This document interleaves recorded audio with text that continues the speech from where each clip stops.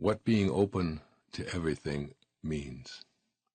Everything means just what it says, no exceptions. When someone suggests something to you that conflicts with your conditioning, rather than responding with, "That's ridiculous, we all know that's impossible," say instead, "I've never considered that before. I'll think about it." Open yourself up to the spiritual ideas of all people and listen with an open mind to crazy schemes and ideas that at first seem to be outrageous. If someone suggests that crystals can cure hemorrhoids, that natural herbs can lower cholesterol, that people will eventually be able to breathe underwater, or that levitation is possible, listen and be curious. Let go of your attachments to what you've been trained to believe. Open your mind to all possibilities, because whether you believe something is possible or impossible, either way, you'll be right. How can that be true? Your agreement with reality and all that's possible determines what you'll become. If you're convinced that you can't become wealthy and famous or artistic or a professional athlete, a great singer, or whatever, you will act upon that inner conviction that prevents you from manifesting what you'd really like. All that you'll get from your effort is being right. When you need to be right, you're attached to your conditioned reflex of the way things are and always have been, and you assume they always will be. Releasing your attachments. Your attachments are the source of all your problems. The need to be right, to possess someone or something, to win at all costs, to be viewed by others as superior. These are all attachments. The open mind resists these attachments and consequently experiences inner peace and success. To release attachments, you have to make a shift in how you view yourself. If your primary identification is with your body and your possessions, your ego is the dominant force in your life. If you can tame your ego sufficiently, you'll call upon your spirit to be the guiding force in your life.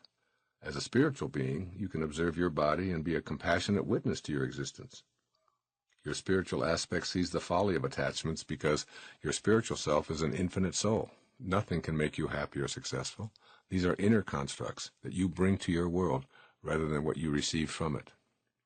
If you think peaceful thoughts, you'll feel peaceful emotions, and that's what you'll bring to every life situation.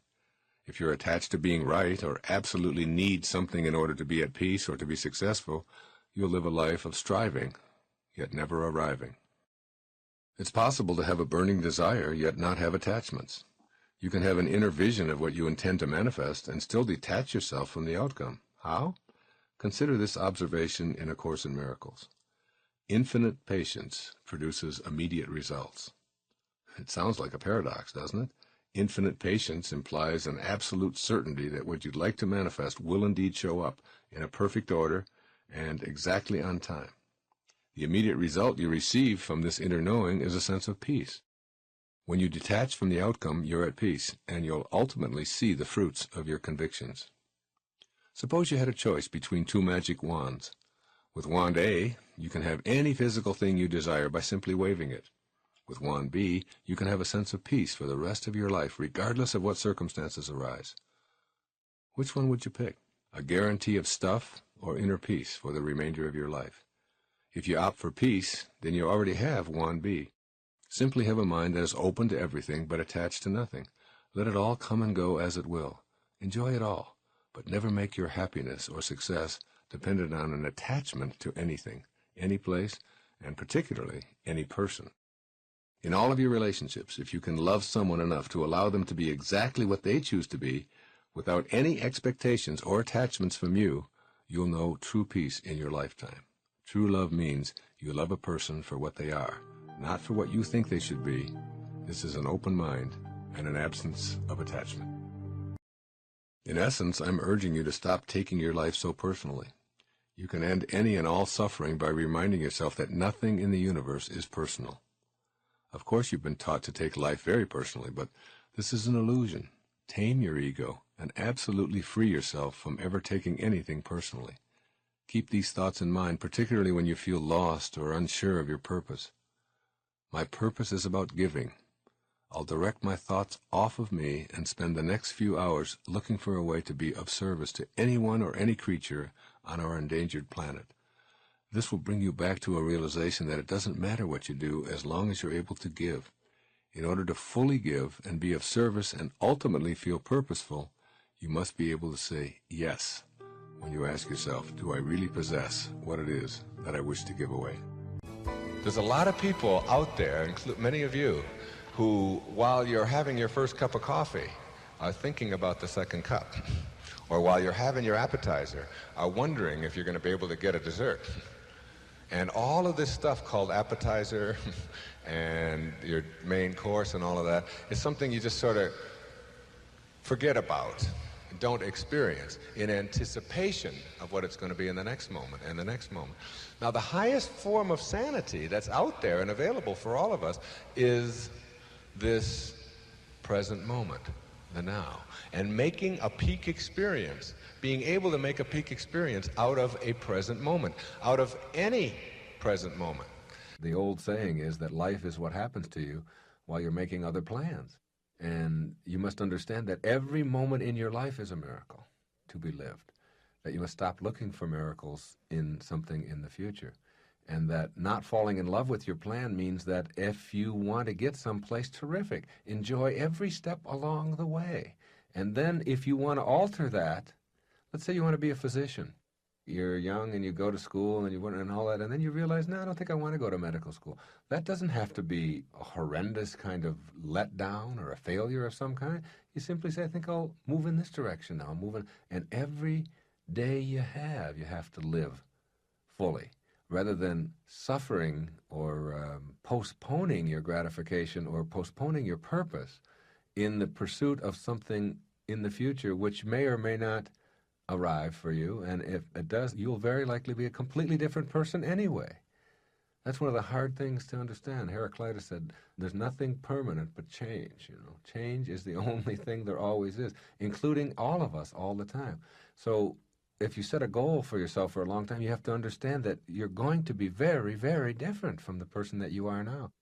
I had a good friend who was an internist, and he was in his 40s, and he said to me, it's this practice that's just getting to me. I'm owned by it, I'm making a lot of money and all that, but I don't want to do this. I want to be a sportscaster. And he wanted to broadcast and wanted to practice on high school teams, and he always wanted to give that a try where he could be his own boss and not be a slave to it and all that. I said, well, why are you pursuing this? You're a physician and all that, but why would you want to continue doing that? He said, well, I decided a long time ago that I was going to be a physician and that I can't change that now. I'm a doctor. And I said, who decided that you were going to be a physician?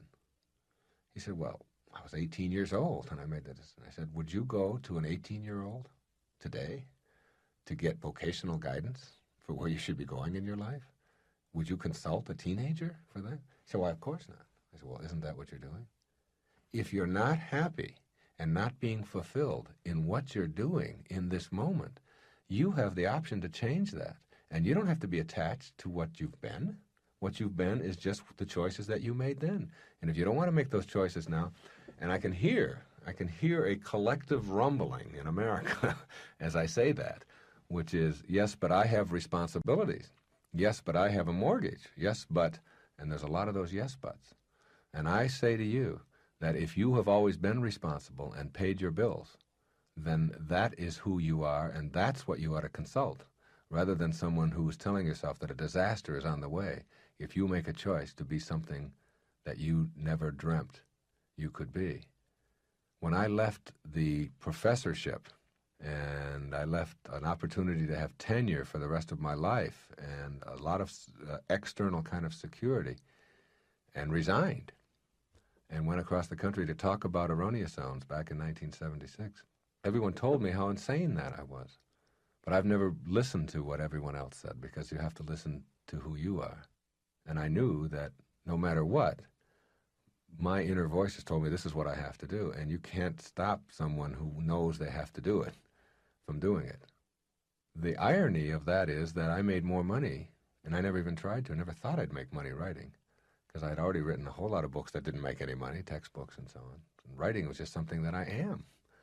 And it wasn't anything I could quit, stop. I didn't want to. I loved it. I felt fulfilled and so on when I wrote. And I knew that I was leaving footprints and all of those things.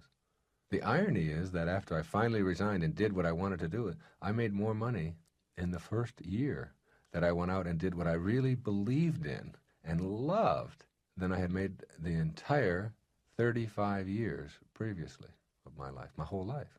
In 1 year, I made more money. And that isn't because I was lucky. That isn't because I'm Wayne Dyer and I had any opportunity. I didn't have any more opportunity than anybody else. In fact, I had less. I came from complete poverty and many years in foster homes and orphanages and having to earn my own way through everything. Wasn't that at all. It was when you advance confidently in the direction of your own dreams. And you go out there to live the life that you have imagined. Success will chase you and arrive in your life in external forms in an amount sufficient to take care of your needs. It will happen for you. As long as you stay there and tell yourself you've got to continue to do something, you've always done it because you've always done it, then the only payoff you get for that is to defend your misery.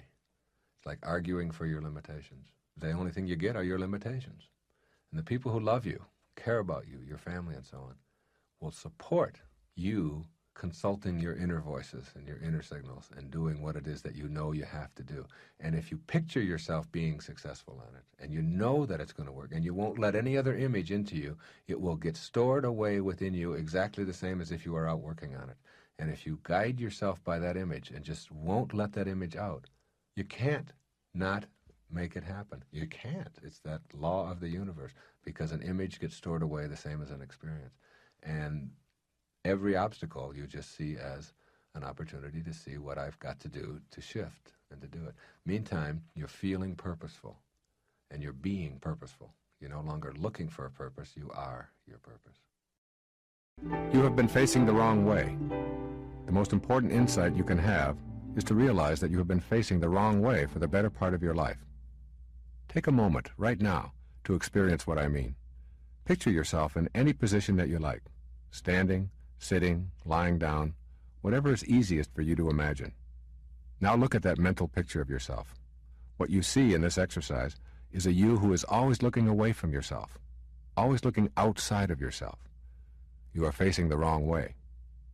Now imagine being able to shift around and face the opposite direction. If you could in some magical way do so, then you would be facing inward. We've all been taught to look outside of ourselves for sustenance, to look beyond the self for power, love, prosperity, health, happiness, and spiritual fulfillment. We've been conditioned to believe we get life's bounty from somewhere outside of ourselves. But it's possible to reverse our gaze from outward to inward. And when we do, we find an energy we've sensed but not previously identified. There dwells within all human beings a divine energy. The power of this energy permeates our entire being and permits us to perform every function in the vast repertoire of human thoughts and behaviors. There are two aspects to this divine energy. The outer aspect causes the heart to beat and the lungs to inflate and the senses to function. It essentially keeps our physical bodies alive. The inner aspect of this energy is dormant, but it can be awakened. This inner universe is vaster than the outer universe. Inner joy makes all joy that is experienced in the world of the senses seem meaningless. When the divine light within you is experienced directly, it adds a radiance to life unlike anything that can be described with words or pictures. When you discover your sacred self, you awaken this dormant inner energy and let it guide your life. The word most commonly used to describe this inner force is spiritual. When I talk about spirituality and being spiritual, I am describing an attitude toward God and the inner journey of enlightenment. I'm speaking of expanding the godlike qualities of love, forgiveness, kindness, and bliss within ourselves. In my interpretation, spirituality is not dogma or rules. It is light and joy and focuses on the experience of love and inner bliss, radiating those qualities outward. I call the journey to discover your sacred self your sacred quest. You need to begin looking inward at who you are and why you are here instead of outward at the physical world and things within it. There was an instant in time when you were nowhere. The moment before your conception, you were nowhere. Then, in one holy instant, you went from nowhere to now here. There will be another holy instant when you will go from nowhere to now here. We call that moment death, yet you, the divine, changeless, eternal, invisible you, will live on. If it is true that we are a part of an intelligent system, we can assume that we go from nowhere to now here for some purpose. With this realization, you can stop doubting that you are a divine creation with purpose and just accept that you are. You are a part of this intelligent system, and you are here for some divine reason. That reason, you can surely guess, is concerned with the spiritual inner energy I am writing about. Knowing your spiritual self is your sacred quest and your life challenge. So many of us have grown up believing that who we are is this body we carry around, the job we perform, and the religion we practice. Our lives are involved with externals at the same time that we see that they are always changing and shifting. Yet somewhere inside of ourselves, we feel the same. You may not have given that self aspect much of your awareness, but if you do, you will discover an inner self that never changes but is trapped in a changing world. Someday your physical self will probably rest beneath a tombstone that records the date of your birth and the date of your death. But your inner soul knows you are eternal. Knowing this in a way that leaves no room for doubt will greatly enable your sacred quest. When you reach that state, knowing that who you are is the unchanging self, you will be on purpose in your life. Sogyal Rinpoche, in the Tibetan book of Living and Dying, puts this into words that are worth framing. In the modern world, there are few examples of human beings who embodied the qualities that come from realizing the nature of mind. So it is hard for us even to imagine enlightenment or the perception of an enlightened being, and even harder to begin to think that we ourselves could become enlightened. Even if we were to think of the possibility of enlightenment, one look at what composes our ordinary mind, anger, greed, jealousy, spite, cruelty, lust, fear, anxiety, and turmoil, would undermine forever any hope of achieving it. Enlightenment, he continues, is real, and each of us, whoever we are, can, in the right circumstances and with the right training, realize the nature of mind, and so know in us what is deathless and eternally pure. This is the promise of all the mystical traditions of the world, and it has been fulfilled and is being fulfilled in countless thousands of human lives. You can be one of those thousands of enlightened humans. This will happen as you discover the nature of your true self and relegate the part of yourself that is centered on the physical to the background where it belongs. From there, it can cheer you on and support your higher self, rather than act in ways that sabotage your true spiritual essence. This whole business of a sacred quest is real, and you can know it, love it, and cherish it. Once you do, you will never want to go back to any way of living that is inconsistent with your divine, though invisible self. You are not that name, that occupation, that social security number, that body. You are eternally light and divine, regardless of what you have done or failed to do, regardless of what family you lived in, or what you may have been labeled. You are holy, and you have a purpose for being here. Hello, Abraham. It's wonderful to be here in your person. But what I'd really like to talk to you about for a moment is something called collective intention. I'm not looking to attract anything more into my life. I'm looking to see if I can impact the world in such a way with my consciousness, by getting myself in balance, that I can impact others in such a way that we can get the whole world back in balance.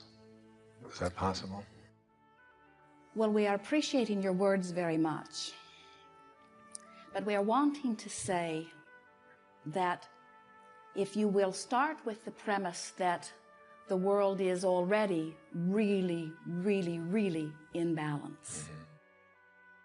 In other words, look at the things that are stable and acknowledge the perfection of that. The sun's coming up every morning and the food is continuing to grow. Things that are so big that you can't even imagine contemplating otherwise. And then from that place of aligning with the well-being, then you become an open vortex to well-being and a catalyst for the perpetuation of more things like that. When you come forth as a powerful teacher as you are, we can feel that for a very long time, the driving force within you, and so many, is to assist this world in becoming a better place. Inherent in that very premise is this little awareness that there are things about it that are not so much in a good place, and then without meaning to, you activate that within yourself, and then you become part of the disallowance of it, and then there is a sort of perpetuation of the same. What almost always happens is your attention to the very thing that you think needs to come into alignment just gets it out of whack within you. So then it keeps coming back around to the same thing. The only thing that you can do anything about is your own alignment. And when you tend to your own alignment and live it through the power of your example, then what happens is those that get in vibrational proximity of it hear from you. You've learned long ago, as have we, that when you try to answer a question that hasn't been asked, it's sort of like pushing a noodle. In other words, it doesn't go very far. But when you are in vibrational alignment with who you really are, then the universe lines you up with those who are ready to ask, who are asking and ready to hear, and then on it goes. We do not see your world in a bad place. We see this contrasting experience as the catalytic experience that you all knew it would be when you decided to come forth. And we see more asking simultaneously than ever before. So the summoning of source energy is greater than it has ever been before. Which means those who are finding alignment with the energy are thriving in new and wonderful ways. And those who aren't are not thriving in new and powerful ways, you see. The best you can do for anyone is to thrive fully and be willing to explain to anyone who asks how it is that you're thriving and what it is that you've discovered. And then just relax and trust that all truly is well.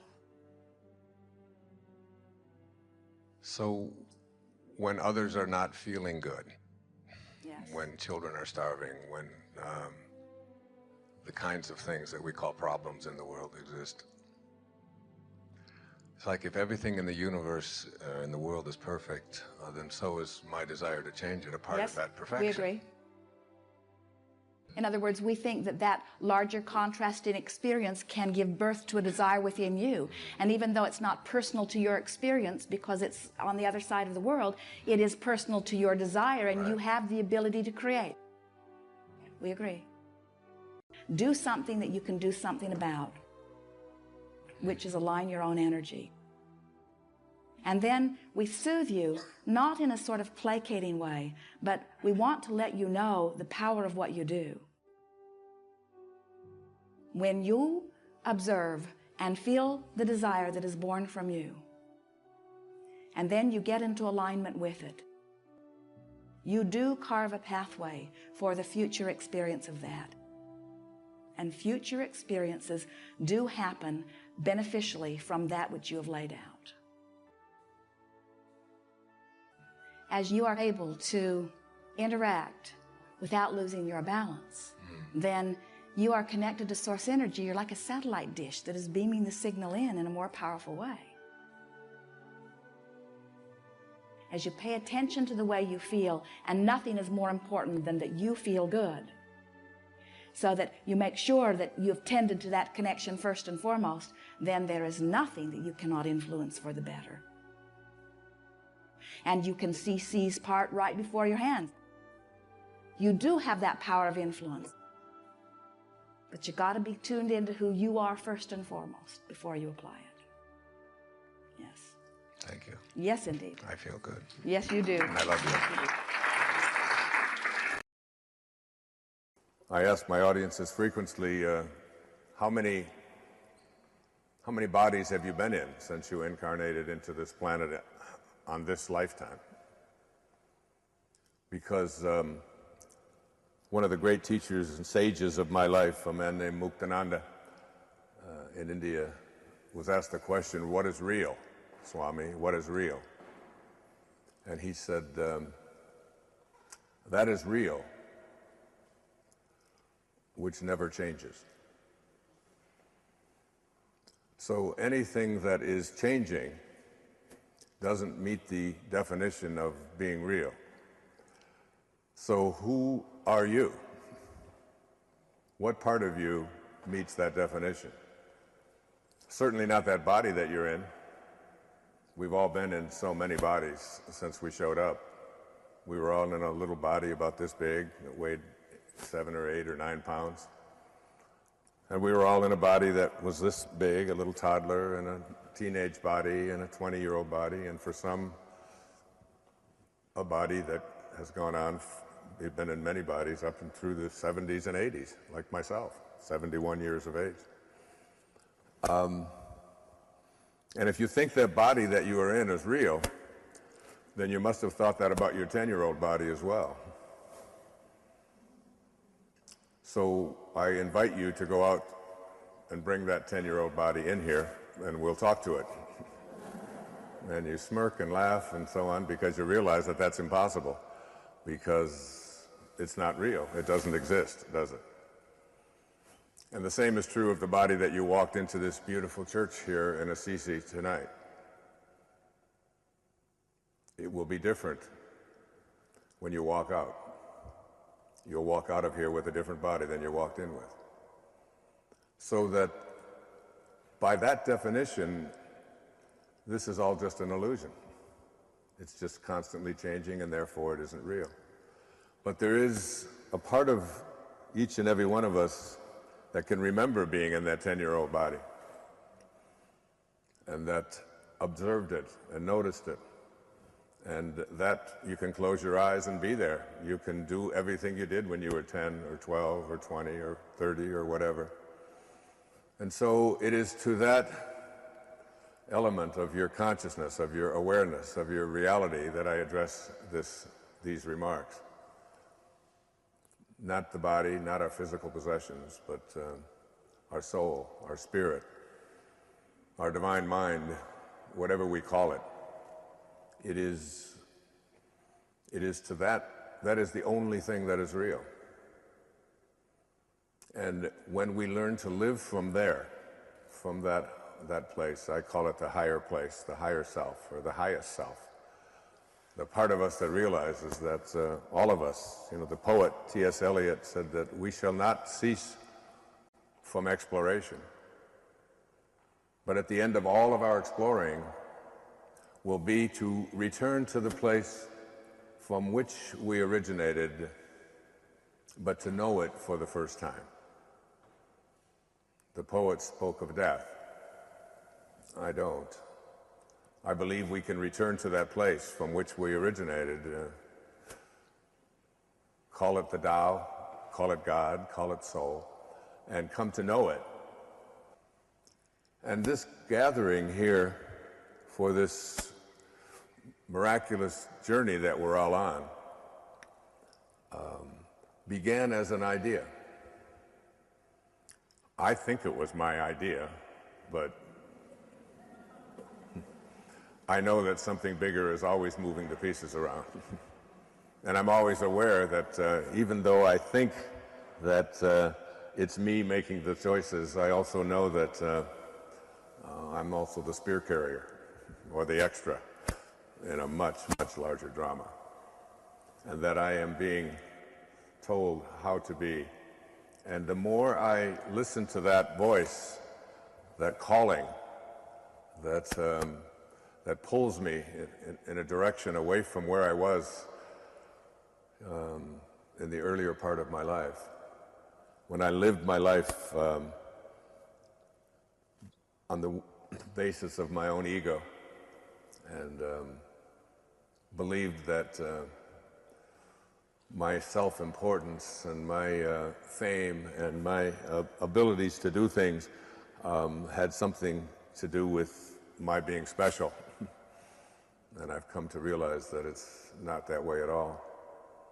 I've often said that true nobility is not really about being better than anyone else. It's about being better than you used to be. And I think being better than you used to be really means less and less attachment and reliance upon your stuff, your body, your accomplishments, your reputation, your accumulations. Less on that, and more on the inner mantras. See, the inner mantra of the ego, which I've had to learn to shed and tame, is what's in it for me. What's in it for me? What's in it for me? What's in it for me? What can I do? How much can I get? I'm in competition with. I want more. More, more, more.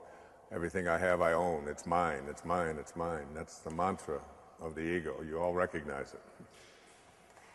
But the mantra of the higher self the God-realized part of ourself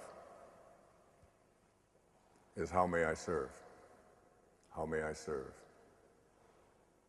How may I serve? The ability to cultivate your own garden, what a powerful notion that is. Preoccupation with being in other people's gardens, tilling their soil, and looking at what they're creating, keeps us off of our purpose, keeps us off of fulfilling our human destiny and what we're here for, what we're about. Enjoying life and helping others to do that. As long as you're focused on what other people are doing, or should or shouldn't be doing, you're allowing their conduct or their behavior or their activities to control your life. That borders on immorality to me, because you've got a free will and you've got God with you at all times. To give that will over to someone else is like abdicating your very divinity, your very humanity.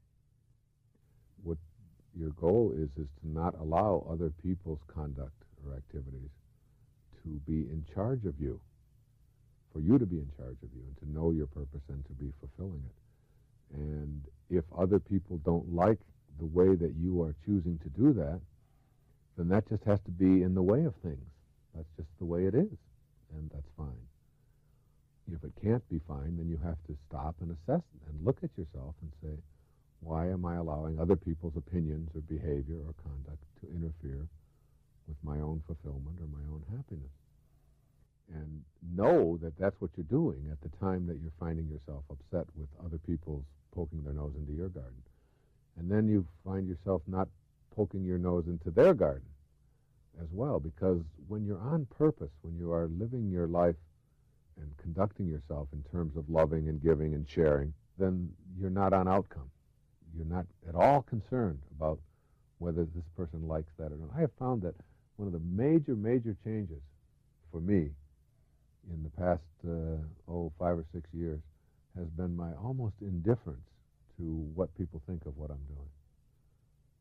I find that I write now, when I write, on purpose, not on outcome. There was a time, I think, when I was more on outcome, on what's it going to look like, how's it going to sell, how's it going to do, and so on.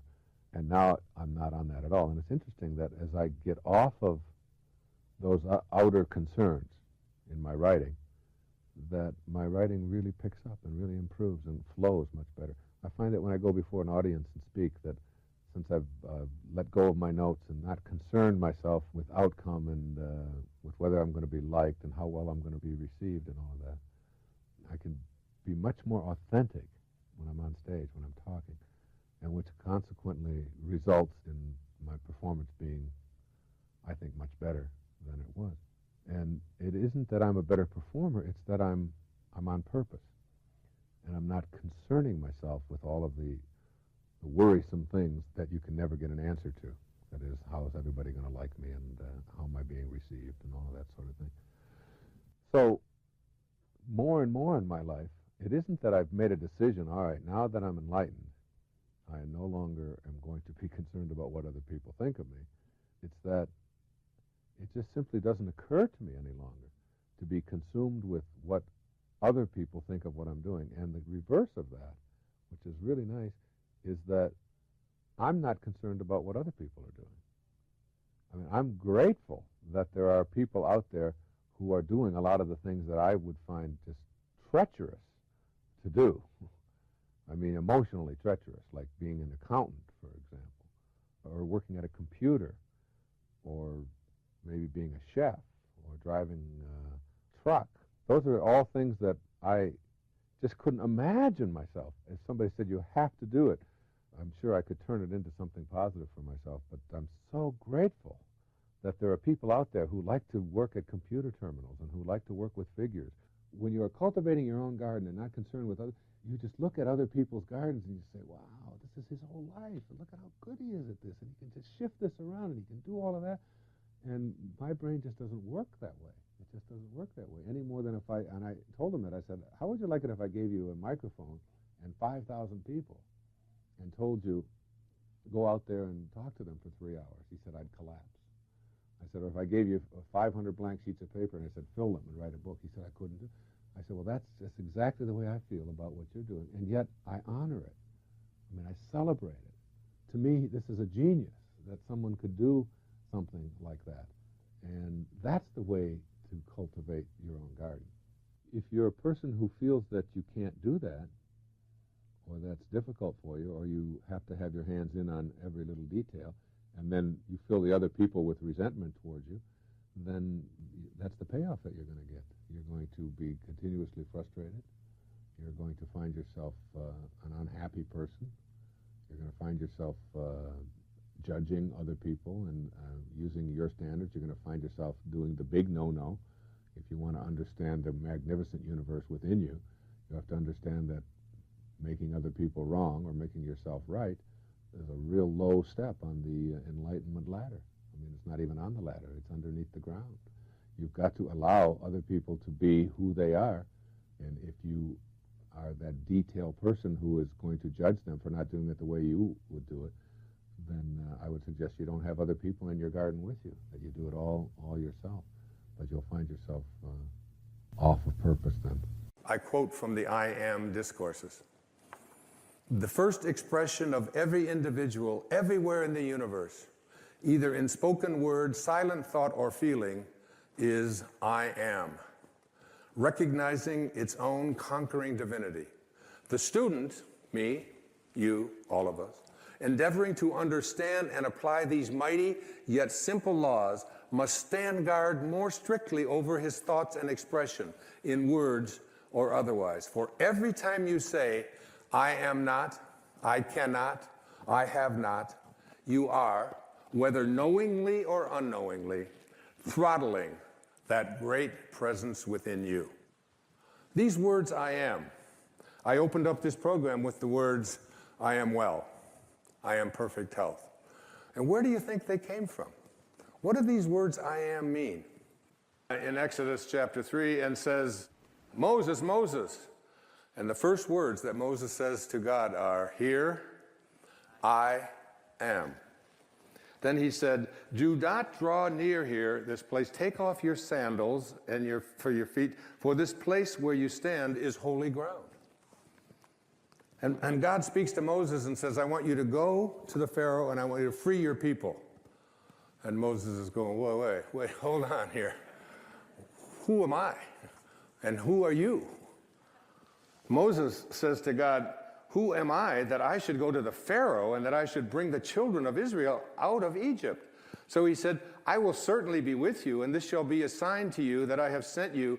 When you have brought the people out of Egypt, you shall serve God on this mountain. Then Moses says to God, indeed, when I come to the children of Israel, and I say to them, the God of your fathers has sent me to you, and they say to me, what is his name? What shall I say to them? And God says to Moses, I am that I am. And he said, thus you shall say to the children of Israel, I am has sent me to you. This is my name forever, and this is my memorial to all generations. My name is I am that I am. Now, every single time that you use the words I am, you are citing the name of God, right from the holiest books. And every time you say the words, I am weak, I am poor, I am unlucky, I am unhappy, I am sick, I am unable to attract into my life what you want, you are desecrating the name of God. God did not say, I will be. My name is, I hope things work out well. My name is, maybe things will show up that I wanted, but possibly not. He said, I am that I am. You must be conscious of how you use these words. I am. I am strong. I am well. I am content. Even if your senses tell you something different, I am. And as we move now into the meat of this program, you'll see that putting the words I am in front of something into your mind and imagination is a very powerful way to attract into your life, recognizing your own divinity. I am God is not blasphemy. It is your identity. That our words are really decrees of what it is that we want to attract and what we want to create in our life. And I find myself in doing this show for 10 years, watching how people talk and respond when they'll say something like, well, that's very difficult, and I almost always stop them and say, let's look at that word, difficult, because that becomes a decree. It's like, if you say something is going to be difficult, and then in life you're offered an option of doing something that is difficult or doing something that is easy, you're going to pick the easy choice. And for example, people will often say I'll tell them about quitting smoking, about how I quit smoking, and I made a decision to do it, when I was a very young man back in my early 20s. And they'll say, yeah, but that's very difficult, and it's very difficult to overcome addictions. And I've overcome several addictions in my life that I didn't start out believing that it was going to be difficult, because if you do, then the first time that you're tempted to go back to having a cigarette or having that drink or taking that drug or whatever, the first thing that you say to yourself is, well, I can do something that's very difficult, which is to pass by it and have to live with the consequences of wanting it and desiring it. Or I can tell myself that this is really quite easy. All I have to do is not put a cigarette in my mouth. So, as I was reading this, she makes this comment in this chapter on Power Through Metaphysics. She says, I suggest that you spend a day just listening to yourself. Listen to the decrees that you make so casually. Things that people say, here are some of them that I wrote down and that she had written down as well. Business is rotten. So that becomes like a decree. I've heard people say that. I have a dear friend who runs a golf driving range place, and I've heard him say so many times, business is terrible, business is terrible. When you start believing that it's the economy or that it's business, you're setting out a decree. It's literally a decree. And another is that kids today are a lost generation. So we look at the young people and we think, and we make this kind of a decree, and then every time we see a young kid doing anything, we sort of have this that we live up to. We'll never get there in this traffic. You can't trust anyone these days. It's not safe to walk in the streets. Don't touch that or you'll break it. With my luck, I'll probably, things won't work out. I've often heard people say this over and over again. Well, it's just not going to work out because with my luck, and instead of saying with my luck things are going to work out and I anticipate things are going to be great, that becomes a decree. Instead, we have these decrees about all the things that can't happen. I've never seen it fail. If I eat this, it's going to upset my stomach. I can feel a migraine coming on. They're going to rob you blind. She's a gossip. There's no point in trying, and on and on. And it's like when we think about just casually the words that come out of our mouth, and then she goes on to say, you can see the pattern. You've made the prophecies, and your attitudes govern your actions to the point where you make sure that those prophecies are fulfilled. It says, never forget, every word that you utter is a decree, whether positive or negative. When it is positive, it is manifested in good. When it's negative, only bad can follow. If your words are against someone, it's the same as condemning yourself. That person lives up or down to your expectations, at least where you are concerned. But when you speak with kindness and understanding toward others, they will return kindness and understanding to you. And when something unpleasant happens to you, don't think, I wasn't expecting that. Think instead of statements that you've made in the past that predicted and literally caused your misfortune. And this is the thing, that's what I underlined and wanted to say this morning. When something unpleasant happens to you, don't think, I wasn't really expecting that. Instead, begin to look at all of the statements that you've made in the past that have predicted and literally caused this misfortune, whatever it is that's taking place in your life. It could have been one of those idle statements like the ones that I just mentioned to you. Like every time I make an investment, I lose my shirt, or I have bad luck, or I think with my luck things aren't going to work out, and so on. And so what I want, what I'm doing for myself as well is looking at, I think we can take this, Diane, to a level that isn't just about, these sort of minor things that I'm talking about. I think we can do this with the diseases that show up in our life, with the difficulty in relationships that show up in our life, with the absence of of abundance or prosperity or funding or money that show up in our life. If we were to take and just look at all of the things that exist in our present life and ask ourselves, how many times have I uttered statements or words or had ideas that I have proclaimed and decreed, and then they've showed up in my life.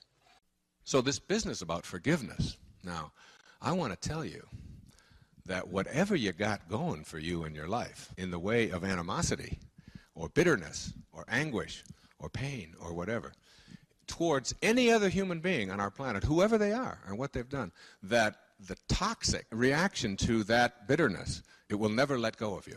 That forgiveness is like the greatest motivator, if you will, in the world. Towards anyone or anything, hanging on to anything painful or hurtful and so on, I personally believe you've got to let go of. Not only do you have to let go of it, you don't have to make any phone calls. You don't have to let anybody else know that you're doing it. In your heart, you have to purify yourself in such a way that you just simply say, love is forgiving. And that's 2 words, and it's 1 word. When it's 1 word, it's love is forgiving. All right? And that's what it is. You must forgive. And it's also forgiving, so you don't ask anything back of it. After I did that, my whole life became so clear and so focused, and where I was going became so evident, and I left there and I outlined my book the following week. And let me tell you that I have never had a dream about my father since. I have never had a moment's anguish of any kind toward him or anything that he has done. In fact, I am completely at peace with him, and I send him love wherever he is. Whatever is going on in who he is and where he is and what it is, it's all fine. It's all okay. In fact, without those experiences that were the result of some of the things that he had done, my opportunity to help so many people and to create wonderful things for others, including myself, would never, ever have materialized without that. And I see that, and I see the need for that, and I believe in it. And I also want to say to you, whatever you got inside of you is not the result of what anybody else puts there. It's the result of what you decide to have inside of you. Think for a minute about an orange. And when I've given this analogy many times, you take an orange and you squeeze it as hard as you can squeeze it, just, all right? And what comes out? These are easy questions, folks. Honest, don't look puzzled. Everybody passes, all right? Nobody fails tonight. What comes out is orange juice. But the question is, why, when you squeeze an orange real hard, does orange juice come out? And the answer to that is because that's what's inside. These are really easy. They get easier. All right? Now, does it matter who squeezes? Does it matter what instrument you use? Does it matter what time of the day you do it? Does it matter how you do it? When you do it? No.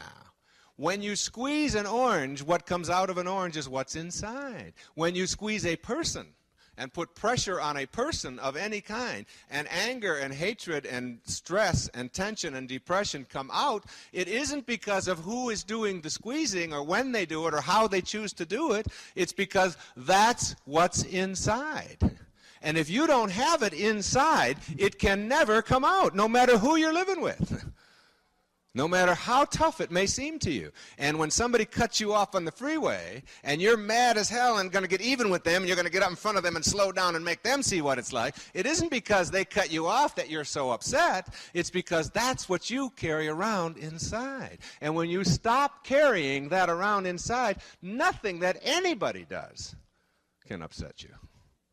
No one can make a fool of you without your consent. Eleanor Roosevelt. No one can depress you. No one can make you anxious. No one can hurt your feelings. No one can make you anything other than what you allow inside. You see, my evolution has brought me to the point of understanding that each human being on our planet must take total responsibility for his own inner development, for his own inner development. And our inner development is something that we ignore a lot as we progress through this whole ladder of life. And I think of a metaphor. The metaphor is like a candle, and the candle flame that is burning inside of you, all right? Now this candle flame, if you take a candle and walk out of here this evening and you see raindrops falling, it'll blow out your candle, and the wind will blow out your candle. There's all kinds of things that are going to happen outside of you that you have absolutely no control over to blow out your candles. Your candles are getting blown out all the time. We have an inner candle flame that must never flicker, though the worst goes before us. And that's perhaps the highest place we can get to in our lives, is to understand that what our own inner development symbolized by that candle flame must never change, must never even flicker.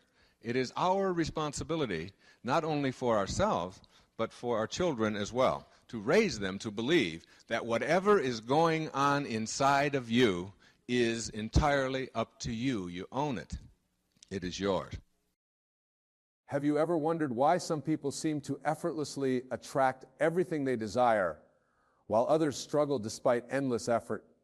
The answer lies not in what you're doing, but in where you're placing your attention. Today, I'm going to share with you the profound science of manifestation that has been proven in our laboratories.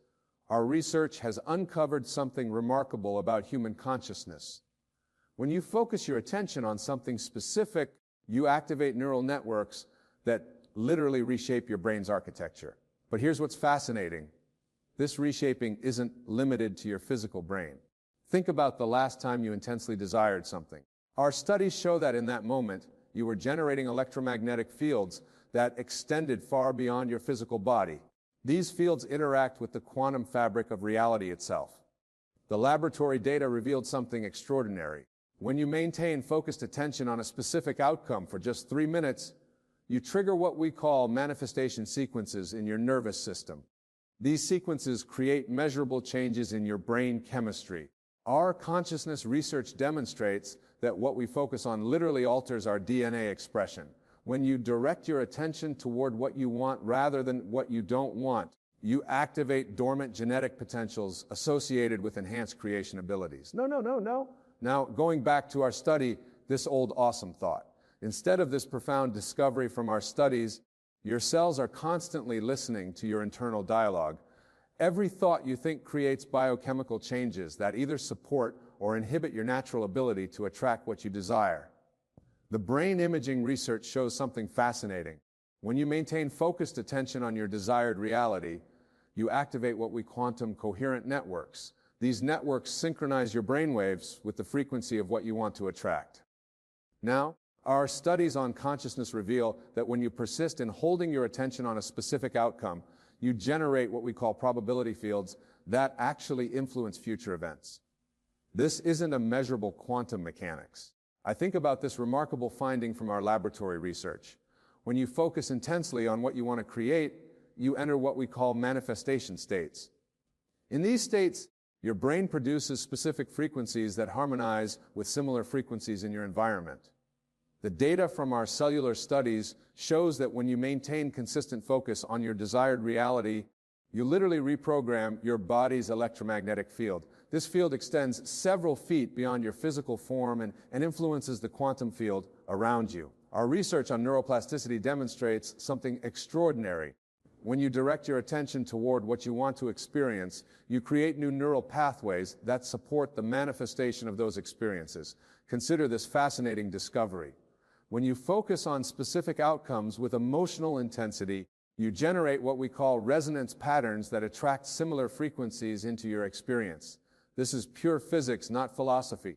The speech continues exploring various aspects of focused attention and manifestation through scientific understanding and practical application. The neuroscience of attention reveals something profound. When you focus intensely on your desired reality, you activate what we call creation circuits in your brain. These circuits generate electromagnetic frequencies that extend into the quantum field. Our laboratory studies demonstrate that every thought you maintain creates ripples in the fabric of space-time. When you persist in focusing on specific outcomes, these ripples become waves of probability that influence future events. Think about this remarkable discovery. Your nervous system doesn't distinguish between what you're experiencing and what you're imagining with emotional intensity. This means you're constantly broadcasting frequencies that attract corresponding experiences. The research on consciousness shows that when you maintain unwavering focus on what you desire, you enter what we call manifestation zones, states where the gap between thought and reality collapses. Our brain imaging studies reveal something extraordinary. When you direct your attention towards specific outcomes, you activate dormant areas of your brain associated with enhanced creation abilities. Consider this fascinating finding. Your cells are continuously responding to the frequency of your focused attention. When you maintain concentration on what you want to experience, you literally alter your biological expression.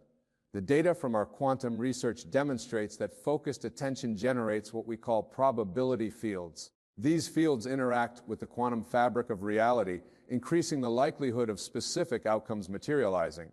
Our studies on neural coherence show that when you persist in holding your attention on desired experiences, you create measurable changes in your brain's electromagnetic field that extend far beyond your physical form. Think about this profound discovery. When you focus intensely on specific outcomes, you trigger what we call synchronicity sequences in your nervous system. These sequences align your internal frequency with what you want to attract. The research on cellular intelligence reveals that your body's trillions of cells respond instantly to where you place your attention. This response creates biochemical changes that either support or inhibit your natural manifestation abilities. He's building something power manifestation. Consider this remarkable finding from our laboratory studies. When you maintain focused attention on what you want to create, you generate what we call quantum resonance patterns that attract similar frequencies into your experience. Our consciousness research shows that every thought you think creates ripples in the quantum field. When you persist in focusing on specific outcomes, these ripples become waves of probability that influence future events.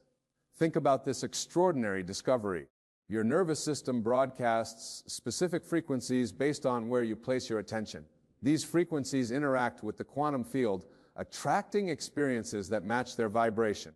The data from our brain study reveals that when you maintain unwavering focus on your desired reality, you activate what we call manifestation networks, neural pathways that support the materialization of specific outcomes. Now, research on cellular memory demonstrates that every cell in your body responds to the frequency of your focused attention. This response creates measurable changes in your electromagnetic field that influence probability itself. Consider this fascinating finding. When you direct your attention toward what you want to experience, you generate what we call coherence fields that extend several feet beyond your physical form. The studies on consciousness show that your focused attention creates specific brainwave patterns. These patterns interact with the quantum field, increasing the likelihood of desired experiences manifesting in your reality. Think about this profound discovery from our laboratory research. When you maintain consistent focus on specific outcomes, you trigger what we call probability cascades that influence future events in measurable ways. Our latest research reveals something extraordinary. When you maintain unwavering focus on your desired reality, you activate what we call quantum attraction networks in your brain. These networks generate specific frequencies that shape future probabilities. Think about this remarkable discovery.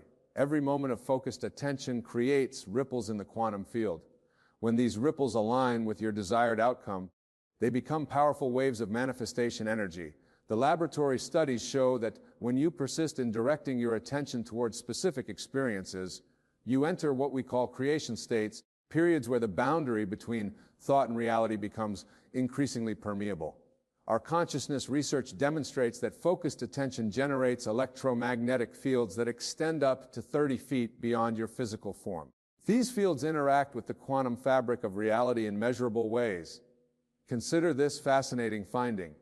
When you maintain consistent focus on what you want to experience, you trigger what we call synchronicity sequences in your nervous system.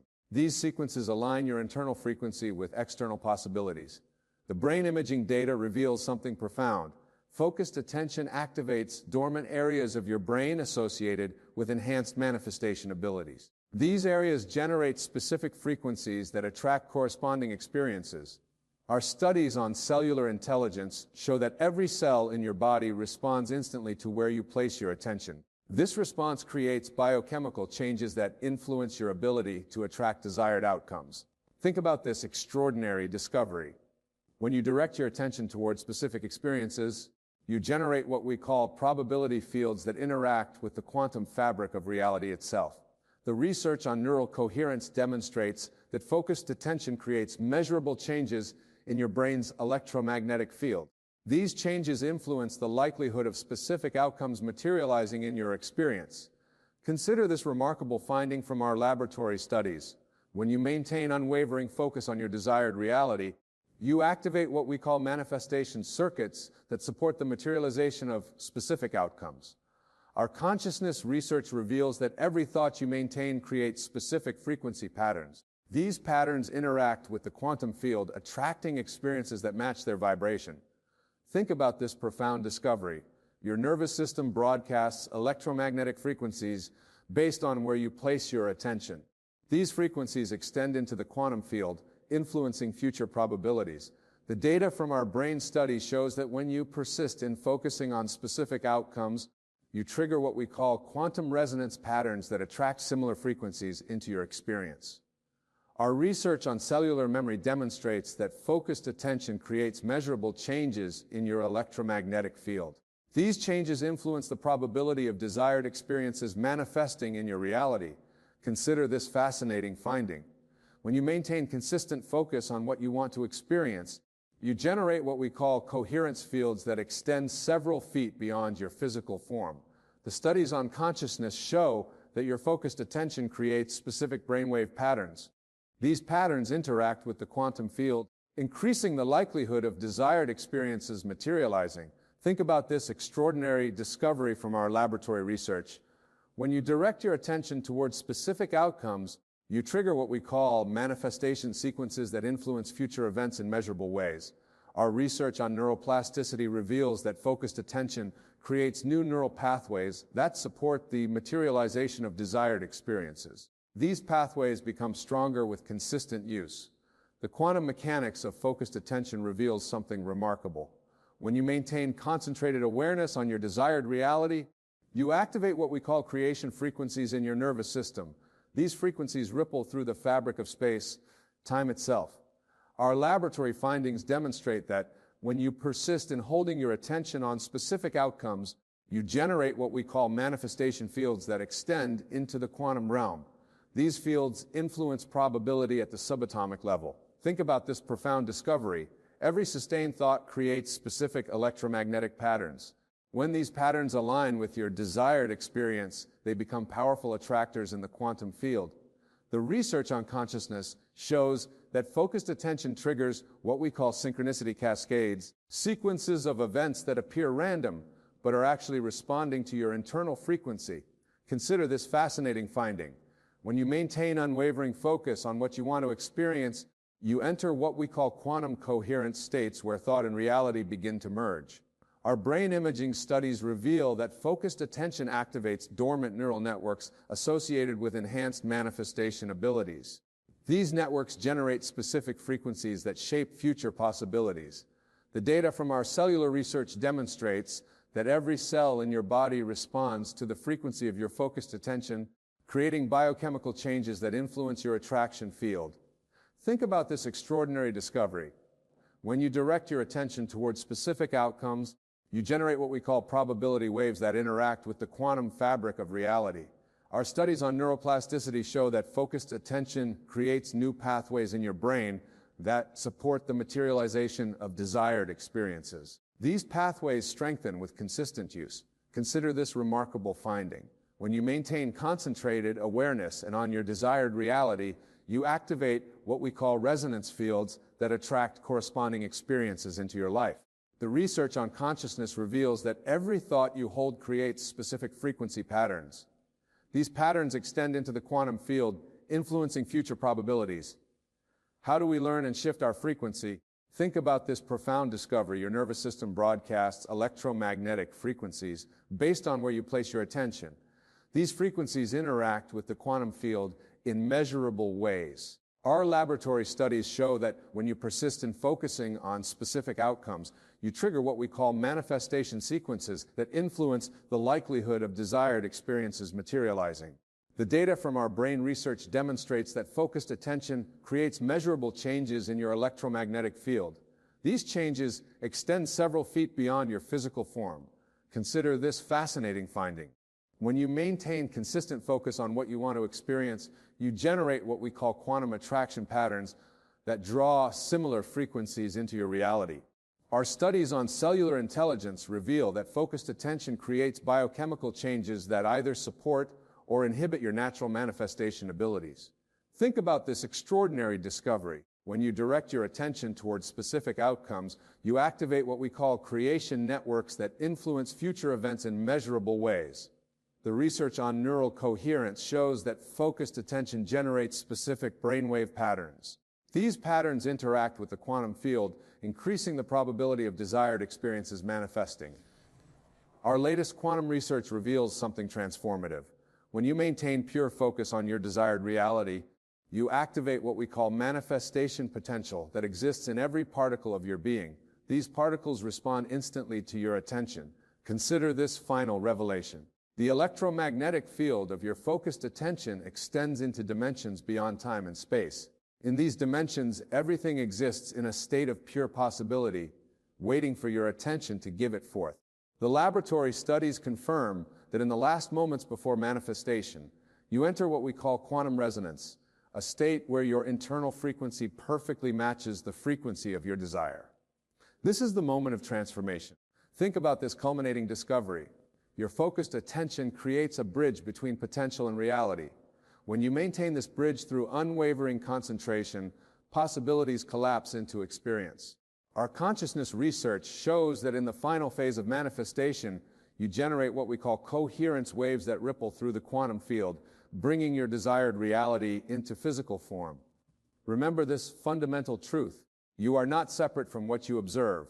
Your attention is the force that shapes the quantum field into tangible experience. This is not theory. This is proven quantum mechanics. The data from our final studies reveals that when you maintain absolute clarity of focus, you enter what we call creation consciousness, a state where thought and reality become one unified field. Consider this closing insight.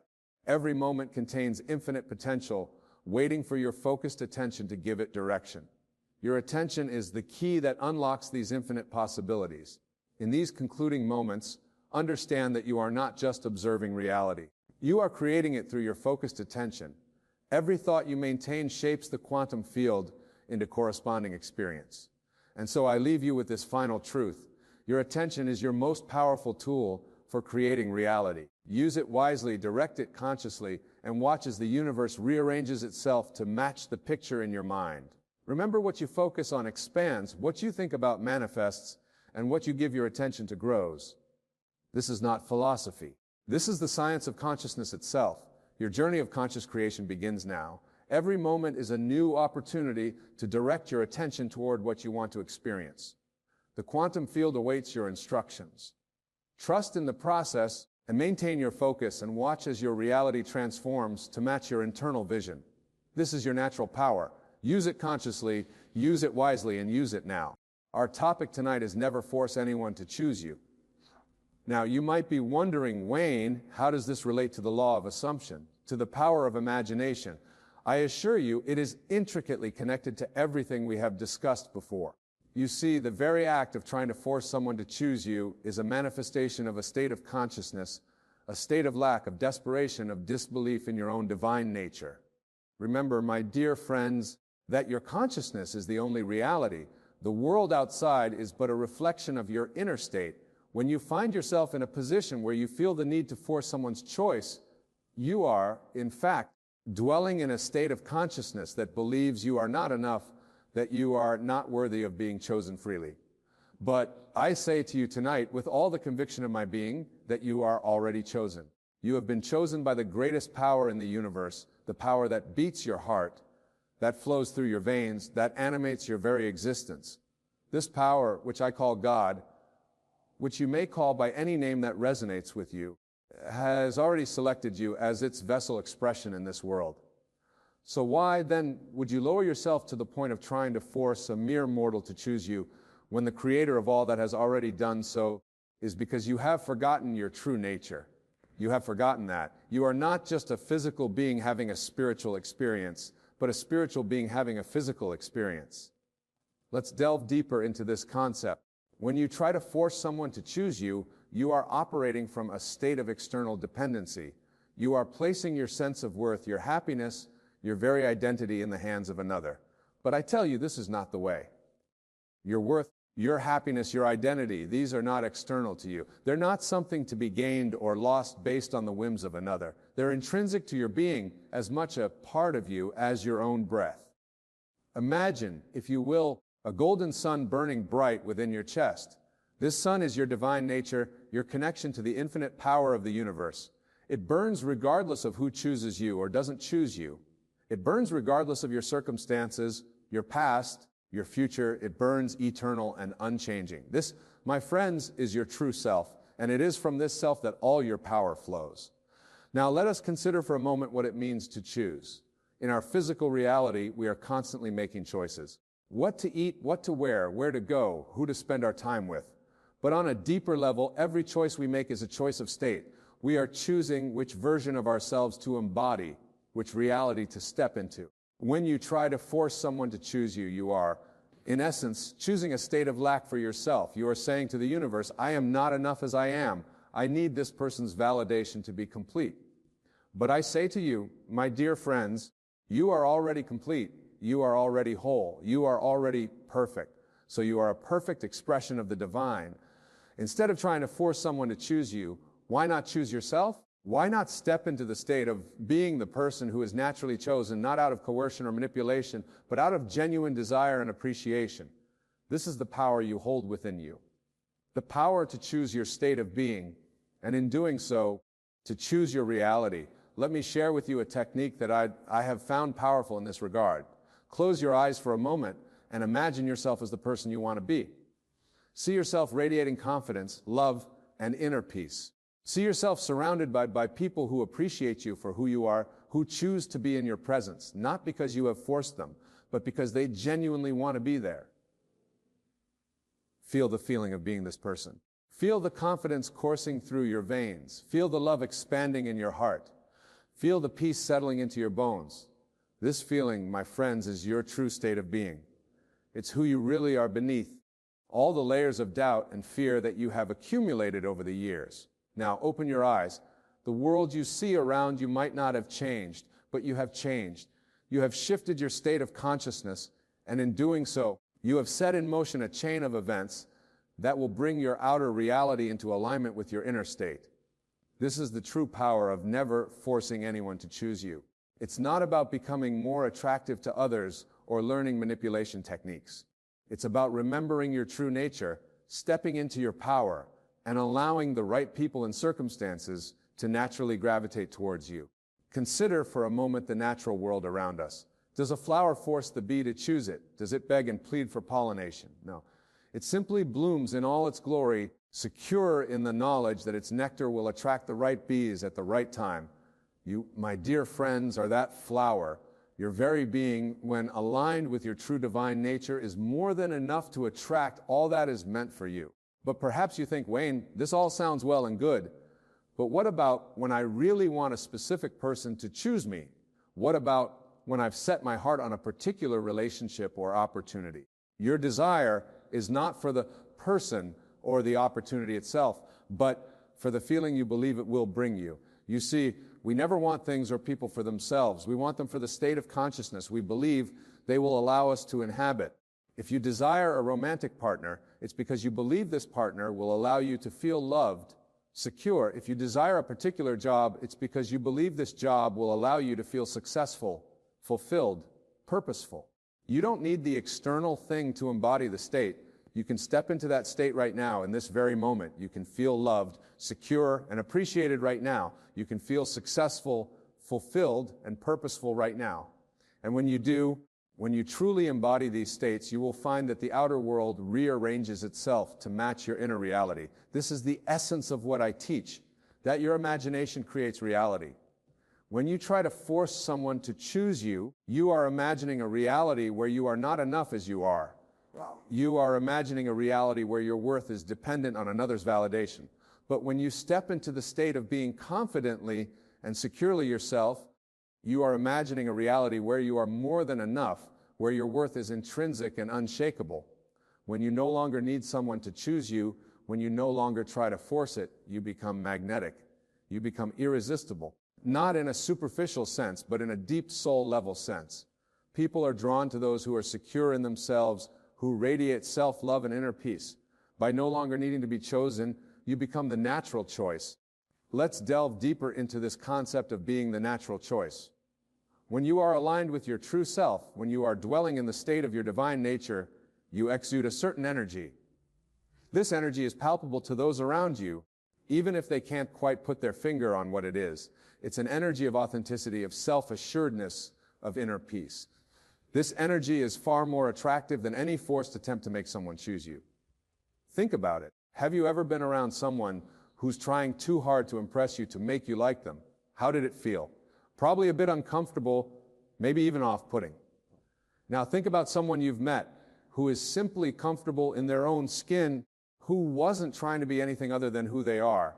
How did that feel? Refreshing, wasn't it? Magnetic even. That, my dear friends, is the power of never forcing anyone to choose you. It's about being so secure in who you are, so aligned with your true self, that you naturally draw the right people and opportunities to you. It's about trusting in the divine timing of the universe, knowing that what is meant for you will not pass you by. Now, I can hear some of you thinking, but Wayne, what if I've been trying to force someone to choose me for a long time? What if I've been in this state of lack and desperation for years? How do I change? The power to change is always available to you. In this very moment, your past does not define you. Your habits do not control you. You are the operant power in your life, and you can choose a new state of consciousness at any time. The key is to start with your imagination. Remember, your imagination is the God force within you. It is the creative power through which you shape your reality. So instead of imagining scenarios where you have to force someone to choose you, start imagining scenarios where you are confidently and securely yourself, where the right people and opportunities naturally gravitate towards you. See yourself walking through life with an inner sense of peace and assurance. See yourself interacting with others from a place of genuine self-love and respect. See yourself being chosen, not because you forced it, but because it's the natural result of who you are. The feeling of being this person, embodied with every fiber of your being, is the crucial part. You must persist in this new state of consciousness. It's not enough to imagine it once and then go back to your old patterns of thinking and behaving. You must live from this new state consistently. Even when the outer world hasn't yet caught up to your inner changes, you must continue to dwell in this new state. This, my friends, is what I mean when I speak of living in the end. You are living as if your desire is already fulfilled. You are embodying the state of consciousness of the person who no longer needs to force anyone to choose them because they know their own worth, they trust in divine timing, and they are secure in the knowledge that what is meant for them will come to them naturally. Now let's address a common misconception. Some of you might be thinking, but Wayne, if I stop trying to make people choose me, if I stop putting in effort, won't I end up alone? Won't I miss out on opportunities? This, my dear friends, is the voice of fear. It's the voice of the old state of consciousness that believes you have to force things to happen. But I'll tell you this, true action comes from a place of inspired alignment, not desperate force. When you are dwelling in the state of your divine nature, you will be inspired to take actions that align with that state. You will naturally behave in ways that draw the right people and opportunities to you. But these actions will feel easy, joyful, natural, not forced or desperate. Consider the difference between these two scenarios. In the first, you're constantly texting someone, trying to get their attention, manipulating situations to be around them, changing yourself to fit what you think they want.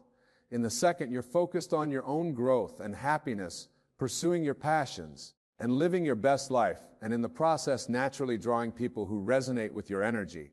Which scenario do you think is more likely to lead to genuine, fulfilling connections, which is more likely to attract the right opportunities? The latter, of course, because it comes from a place of authenticity, of alignment with your true self. This brings us to another important point, the power of self-love. When you truly love and accept yourself, you no longer need to force anyone to choose you. You have already chosen yourself, and that is the most important choice of all. Self-love is not narcissism or selfishness. It's a deep appreciation for your own divine nature, a recognition of your intrinsic worth. Cultivating self-love is a practice, my friend. It involves treating yourself with kindness and compassion. It involves honoring your needs and boundaries. It involves celebrating your unique gifts and accepting your humanness, including your flaws and imperfections. When you love yourself in this way, you create a solid foundation from which all your relationships and endeavors can flourish. Now, let's talk about divine timing. Often when we're trying to force someone to choose us, we're operating on our own timeline. We want it to happen now on our terms. But the universe operates on its own divine timing, which is often different from our human perception of time. Trust in this divine timing. Know that everything is unfolding exactly as it should. Your job is not to force the timing, but to use this time to align yourself more fully with your true nature. Use this time to grow, to learn, to become more of who you truly are. But when the right time comes, and it will come, you will be ready. You will be the best version of yourself, naturally attracting what is meant for you. Remember, my dear friends, that the external world is a reflection of your inner state. If you find yourself constantly in situations where you feel the need to force people to choose you, it's a sign that there's inner work to be done. It's an invitation to look within, to examine your beliefs about yourself and your worth. Are you harboring beliefs of unworthiness, of not being good enough? These beliefs, though they may feel true, are not your true nature. They are learned patterns, often picked up in childhood or through difficult experiences. But just as you learn them, you can unlearn them. You can replace them with the truth of your divine nature, with the knowing of your intrinsic worth. This is where the power of revision comes in. You can go back in your imagination and revise those experiences that led to these limiting beliefs. See them playing out differently. See yourself being valued, appreciated, chosen naturally. Feel the feeling of knowing your worth, of being secure in who you are. This is not mere fantasy. This is you aligning with your true nature, with the reality of who you really are. As you do this inner work, as you align more and more with your true divine nature, you'll find that your outer world begins to shift.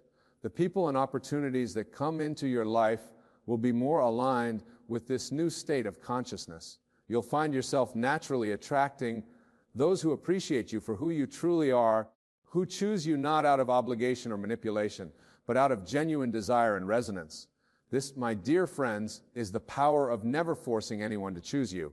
It's about choosing yourself first, about aligning with your true nature, about trusting in the divine unfolding of your life. It's about becoming so secure in who you are that you no longer need external validation. As we near the end of our time together, I want to leave you with this thought. You are already chosen. You were chosen by the divine power that breathed life into you, that continues to sustain you in every moment. You are a unique expression of this divine power with gifts and qualities that are a gift.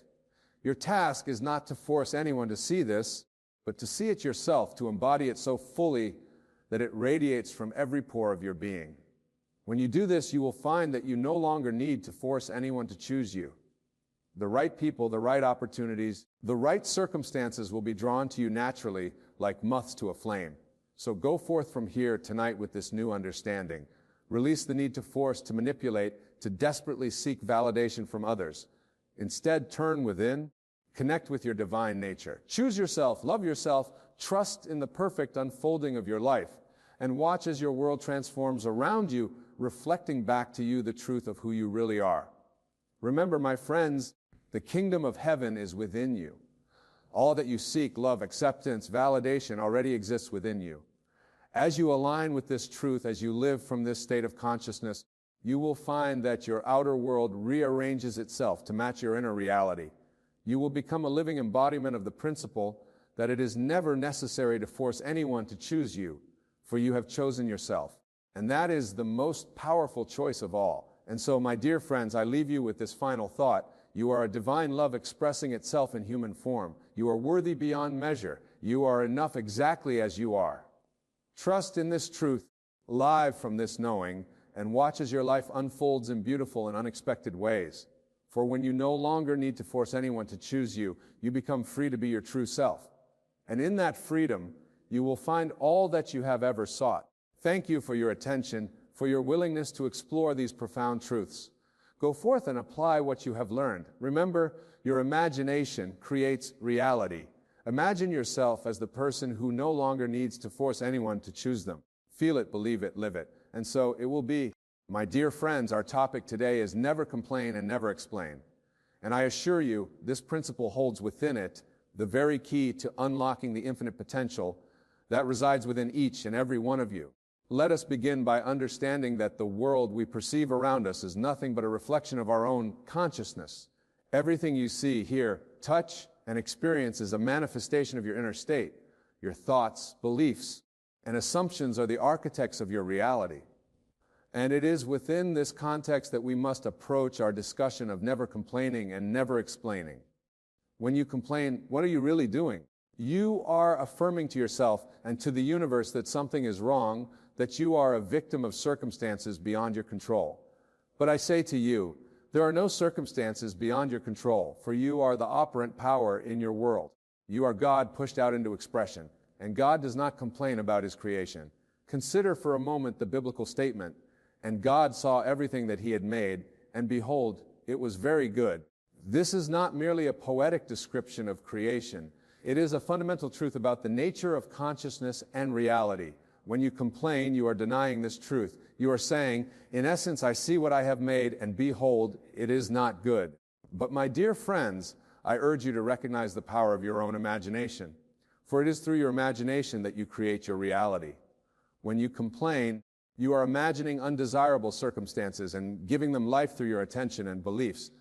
You are using the divine gift of imagination to create that which you do not want. Instead, I implore you to use your imagination wisely.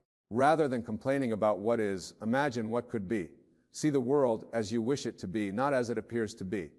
For appearance is nothing more than a shadow or reflection of past thoughts and beliefs.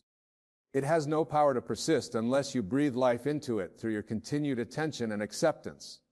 Now let us turn our attention to the second part of our principle. Never explain. When you feel the need to explain yourself, what are you really doing? You are assuming that others have the power to judge you, to approve or disapprove of your actions and decisions. But I say to you, no one has this power unless you grant it to them. I am that I am. This is not merely a statement of existence. It is a declaration of your divine nature. You are that which you conceive yourself to be. There is no higher authority, no external judge who can define you or limit you. When you explain yourself, you are denying your own divinity and placing your power in the hands of others. Moreover, when you explain, you are often doing so from a place of doubt or insecurity. You are, in essence, saying, I am not sure of myself, so I need your validation. But I tell you, there is no need for validation from anyone or anything outside of yourself. You are complete and whole as you are, a perfect expression of the divine. Consider the lilies of the field, how they grow. They toil not, neither do they spin. Yet Solomon in all his glory was not arrayed like one of these. The lily does not explain its beauty or justify its existence. It simply is in all its perfection and glory. And so it is with you, my dear friends. You need not explain or justify your being. You simply are perfect and complete as you are. Now, some of you may be thinking, but Wayne, surely there are times when we must explain ourselves for practical reasons. And to this I say, there is a vast difference between communicating necessary information and feeling compelled to justify your existence or your choices. The former comes from a place of clarity and purpose, the latter from a place of insecurity and doubt. Let us delve deeper into the spiritual implications of this principle. When you complain or explain, you are operating from the level of the outer man, the man of flesh who sees himself as separate from God and subject to external forces. But I say to you, you are not this outer man. You are the inner man, the Christ within the God self. In the Bible, we read the kingdom of God is within you. This is not a metaphor or a poetic flourish. It is a literal truth about the nature of your being. The kingdom of God, the realm of infinite possibility and perfect creation, resides within your own consciousness. When you complain, you are denying this kingdom. When you explain, you are seeking it outside of yourself. Instead, I urge you to turn within, to seek first the kingdom of God, knowing that all else will be added unto you. But when you dwell in this inner kingdom, when you align yourself with your true nature as a divine creator, there's nothing to complain about and nothing to explain. You simply are creating your world through the power of your imagination and your assumptions.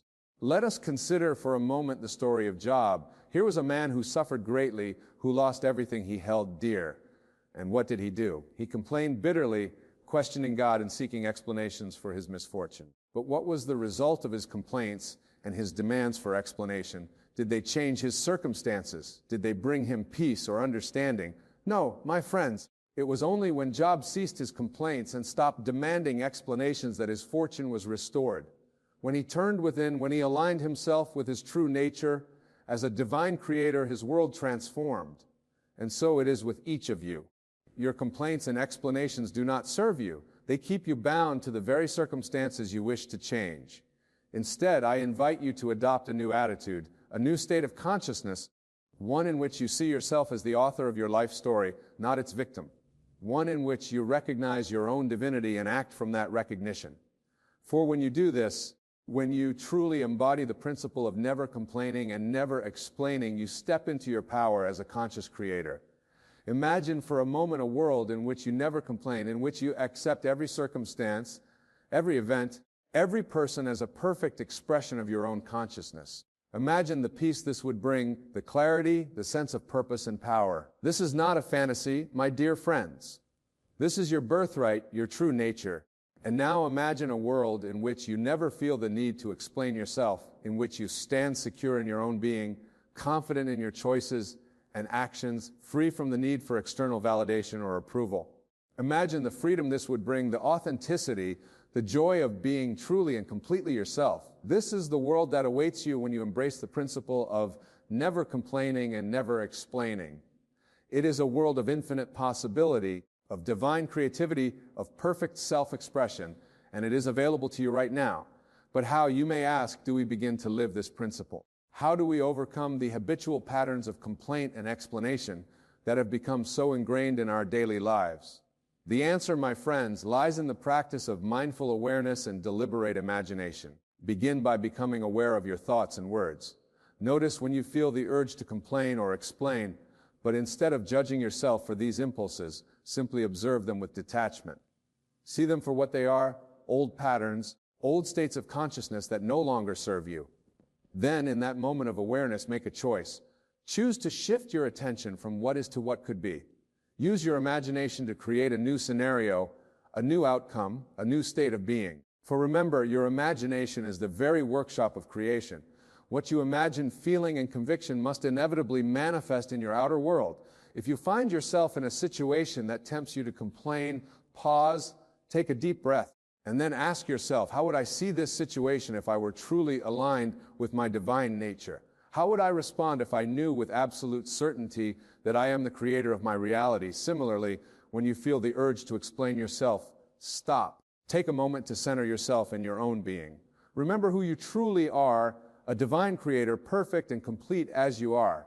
From this place of inner knowing, ask yourself, do I really need to explain, or can I simply be secure in my own truth? As you practice this awareness and make these conscious choices, you will begin to notice a shift in your consciousness. The urge to complain and explain will gradually diminish. In its place, you will find a growing sense of peace, of power, of alignment with your true self. But remember, my dear friends, this is not about suppressing your feelings or denying your experiences.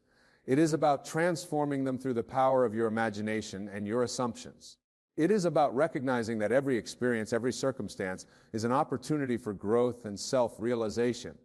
When you embrace this principle of never complaining and never explaining, you are not turning away from the world.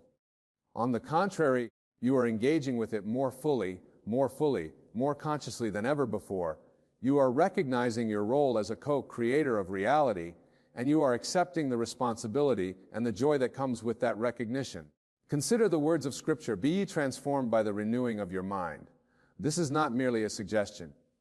It is a description of the very process we are discussing.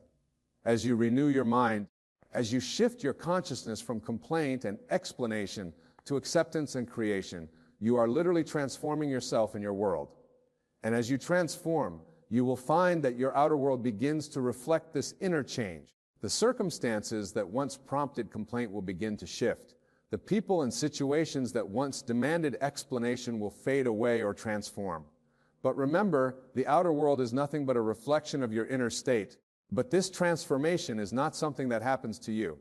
It is something that happens to you as you. For you are the operant power, the creative principle in your world. You are the one who must choose moment by moment to align with your true nature as a divine creator. This choice, this alignment is not always easy. The habits of complaint and explanation are deeply ingrained in our collective consciousness. The world around you may seem to demand that you explain yourself, that you join in the chorus of complaint. But I say to you, stand firm in your truth. Be steadfast in your commitment to never complain. For in this commitment, you are not merely changing your behavior.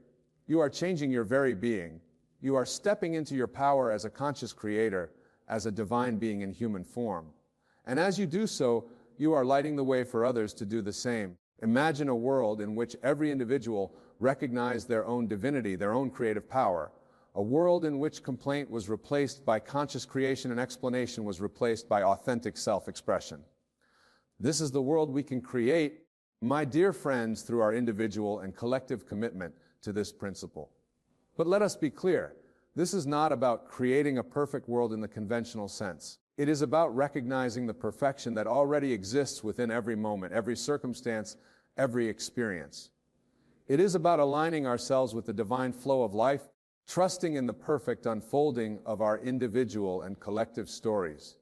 When you truly embrace this principle, you will find that there's nothing to complain about because everything is serving your growth and evolution. You will find that there is nothing to explain because you are perfectly and completely yourself in every moment. This does not mean that challenges will cease to exist, but it does mean that you will approach these challenges from a place of power and creativity rather than victimhood and reactivity. You will see every obstacle as an opportunity, every setback as a setup for a comeback. And as you move through your life in this way, never complaining and never explaining, you will find that you become a beacon of light for others. Your very being will radiate the truth of who you are, inspiring others to recognize and claim their own divine nature. For remember, my dear friends, we are all one. We are all expressions of the one divine consciousness. When you transform yourself, you are contributing to the transformation of the entire world. When you refuse to complain, you are raising the vibration of the collective consciousness. When you refrain from explaining, you are affirming the inherent worth and divinity of every being. So I urge you, my beloved listeners, to take this principle to heart, to make it not just a practice but a way of life, to embody the truth that you are a divine creator, perfect and complete as you are, to live from the knowing that your world is a reflection of your consciousness, and that you have the power to shape the consciousness in every moment. Never complain. For in complaining, you deny your own creative power. Never explain. For explaining, you deny your own divine completeness. Instead, create, express, be. For in doing so, you are fulfilling your highest purpose and realizing your true nature as God pushed out into expression. Let every moment be an opportunity to align with this truth. Let every breath be a conscious choice to embody your divine nature. Let every thought, every word, every action be a testament to your commitment to never complain and never explain. And as you do this, watch and wonder as your world transforms. Marvel at the synchronicities that begin to unfold in your life. Delight in the joy and peace that naturally arise when you're aligned with your true self. Embrace the challenges that come your way, knowing that they are opportunities for growth and self-realization. For in truth, my dear friends, there is nothing to complain about and nothing to explain. There is only the glorious adventure of being and becoming, of creating and expressing, of realizing and embodying your divine nature. So go forth from this place with a new understanding, a new commitment. Let the words never complain and never explain be etched upon your heart and mind. Let them guide your thoughts, your words, your actions. For in living this principle, you are not just changing your life, you are changing the world. Remember, the kingdom of God is within you. The power to create, to transform, to transcend is within you. It always has been and always will be. You need only recognize it, claim it, and live from it. And so, my dear friends, I leave you with this final thought. You are God pushed out into expression. You are the author of your life story. You are the creator of your reality. Never complain about your creation. Never explain your divinity. Simply be who you truly are and watch as miracles unfold in your life. Go now and live in the joyous knowledge of your own divine nature. Create consciously, express authentically, and love unconditionally. For in doing so, you are fulfilling your highest purpose and realizing the truth of your being.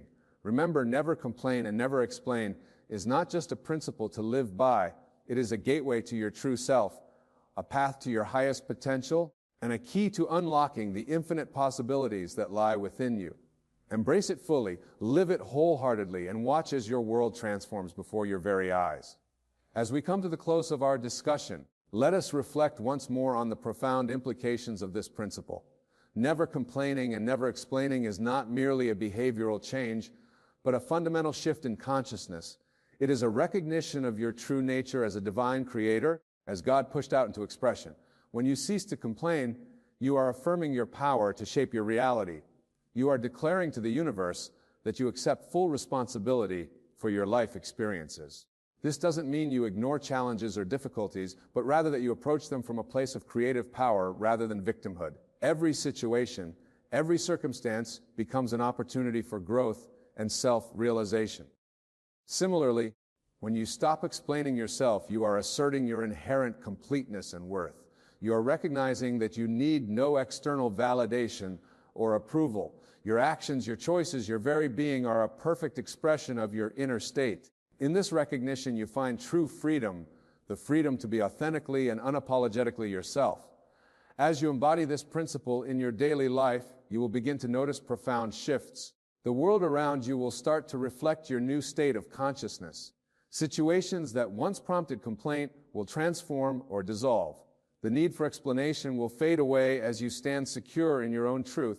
You will find yourself moving through life with greater ease, joy, and purpose.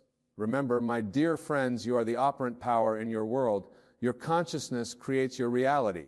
By embracing the principle of never complaining and never explaining, you are aligning yourself with your true divine nature. You are stepping into your role as a conscious creator, shaping your world through the power of your imagination and your assumptions.